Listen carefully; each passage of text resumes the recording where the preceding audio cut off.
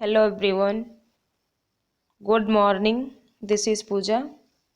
Dear students, आज हम सभी लोग पढ़ेंगे 11th एनसीईआरटी का जो फर्स्ट यूनिट में लेकर आई हूँ, diversity in the living world. ठीक है, 11th स्टैंडर्ड की जो आपकी बायोलॉजी की एनसीईआरटी है, वहाँ से हमने यूनिट फर्स्ट को लिया है और इस तरीके से 1 बाय 1 चैप्टर करके हम लोग सबसे पहले 11th की एनसीईआरटी को कंप्लीट करेंगे।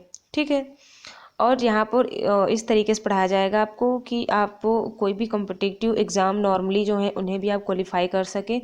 साथ साथ आपको के नीट के एग्ज़ाम को ध्यान में रखकर पढ़ाया जाएगा।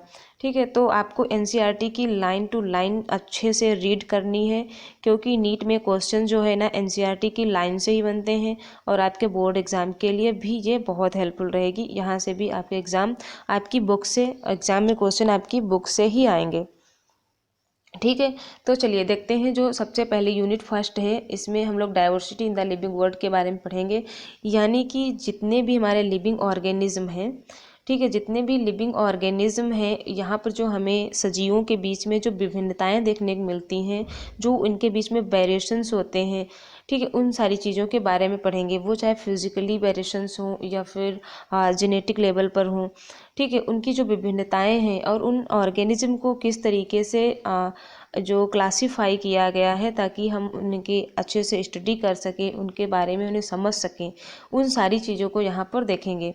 तो यूनिट फर्स्ट में जो है आपके 4 चैप्टर हैं। First chapter number 1 the living world, and chapter 2 जो है इसमें बायोलॉजिकल क्लासिफिकेशन पढ़ेंगे, जिसमें देखेंगे कि जो 5 किंगडम क्लासिफिकेशन था, ठीक है, 2 किंगडम क्लासिफिकेशन से लेके जो 5 किंगडम क्लासिफिकेशन तक थे, उन सभी को हम देखेंगे कि किस तरीके से डिफरेंट डिफरेंट साइंटिस्ट ने इन्हें अलग अलग किंगडम में रखकर क्लासीफाई किया है। एंड चैप्टर 3 में प्लांट किंगडम के बारे में पढ़ेंगे और चैप्टर 4 जो है वो एनिमल किंगडम के बारे में पढ़ेंगे।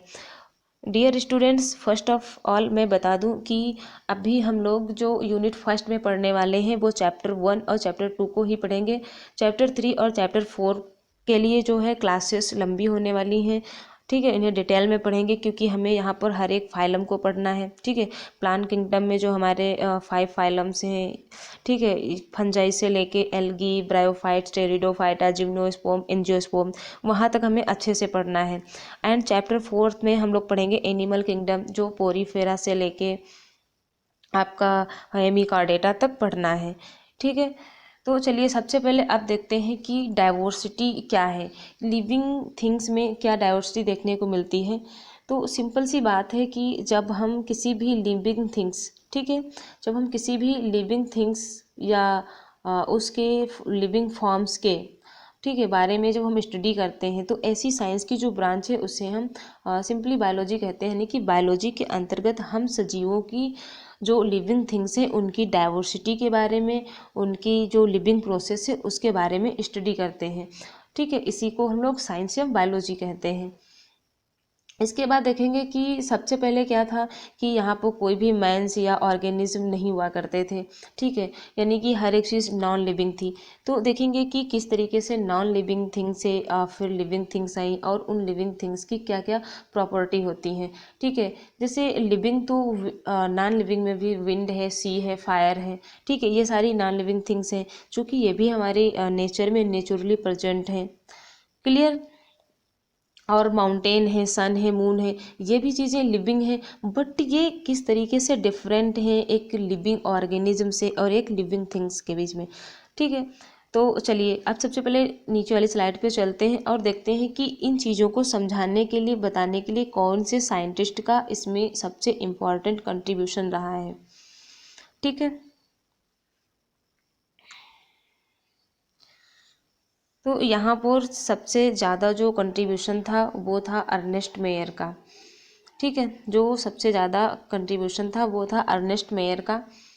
जो अर्नेस्ट मेयर साइंटिस्ट थे, ठीक है, ये 100 ग्रेटेस्ट साइंटिस्ट में से एक साइंटिस्ट थे। ठीक है, इन्होंने अपने पूरी होल लाइफ टाइम यानी कि 80 ईयर्स तक इन्होंने बायोलॉजी के फील्ड में वर्क किया।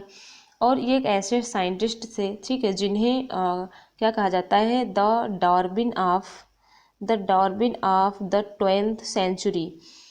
यहाँ से भी आपसे क्वेश्चन पूछा जा सकता है नीट में कि वो साइंटिस्ट का नाम बताइए जिसे Darwin of the 20th century कहा जाता है। ठीक है, यानी कि ये डार्विन के समय वर्क करते थे, ये उस समय ये बहुत ज़्यादा इनका अच्छा कंट्रीब्यूशन था।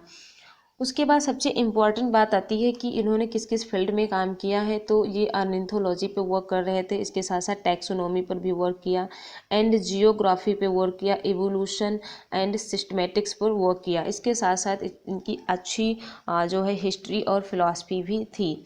ठीक है, ये बायोलॉजी के मेन ब्रांचेस पर उन्होंने वर्क किया। इनकी इतने अच्छे वर्क के कारण इनको ट्रिपल क्राउन ऑफ बायोलॉजी कहा जाता है, क्योंकि ये एक ऐसे साइंटिस्ट थे जिनको इंटरनेशनल लेवल के जो नोबेल प्राइज़ होते हैं, जो प्राइजेस होते हैं, वो 3 टाइम्स मिले थे। फर्स्ट टाइम इनको जो है बेल्जियन प्राइज़ मिला था। ठीक है, उन तीनों प्राइज़ के आपको नेम याद रखने हैं। फर्स्ट था बेल्जियन प्राइज़ जो कि 1983 में इन्हें मिला, एंड सेकेंड जो था वो इंटरनेशनल प्राइज़ था जो कि इन्हें 1994 में मिला।